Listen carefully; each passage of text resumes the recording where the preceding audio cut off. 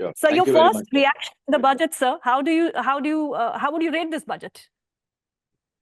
First reaction तो यही है कि आई एम वेरी डिसअपॉइंटेड। मैं बहुत मेरे पहले जो सज्जन बात कर रहे थे, मैं उनको बहुत ऑप्टिमिस्टिक मानता हूं कि 1 लाख का जो एक थ्रेशोल्ड था उसको 25,000 रुपए से बढ़ा दिया गया, तो उसके चलते मायूसी नहीं होनी चाहिए। मैं क्षमा कीजिए, मैं बिल्कुल असहमत हूं इस बात से, क्योंकि ये 25,000 एक पैलिएटिव है, एक बाम है। इसका कोई एक्चुअली प्रैक्टिकली स्पीकिंग कोई इसका मतलब नहीं है।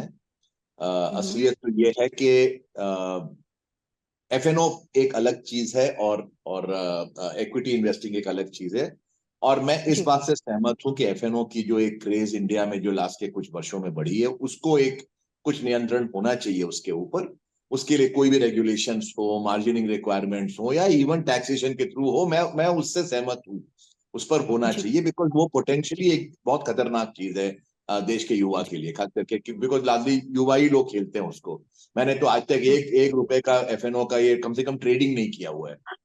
लेकिन जहां तक रही बात इक्विटी इन्वेस्टिंग की, वो कोई जुआ नहीं है, वो कोई सट्टा नहीं है, वो कोई स्पेक्यूलेशन नहीं है। वो एक लॉन्ग टर्म कैपिटल बिल्डिंग है निवेशकों द्वारा, और वो पैसा कंपनियों में जाता है जो लोग long term capital assets create करते हैं देश की ग्रोथ के लिए। उस कल्ट को हमें इंकरेज करना है, और उसको आखिर आप इंकरेज करेंगे कैसे? उसके लिए tax is a sharp weapon, और it is a very good medicine to encourage people to invest more in the stock market, invest less in the F&O market. अब देखिए, लाइफ में इंसेंटिव के हिसाब से ही लोग चलते हैं। आप जिधर इंसेंटिव बढ़ाओगे लोग उधर ही जाएंगे। अभी आप देखिए तो हमारे long term capital gains tax 0 होते थे 2018 तक।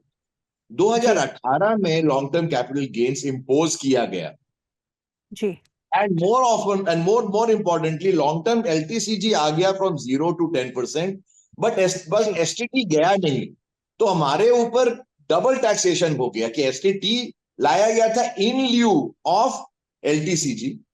वो तो रही गया, लेकिन LTCG भी जो बिन बुलाए मेहमान थे वो भी वापस आ गए। उसके चलते 2 साल की मंदी हुई स्टॉक मार्केट में। 2018, 19, 20 तक मंदी चली टिल कोविड। अब हम वापस क्यों उस रास्ते को वापस जा रहे हैं?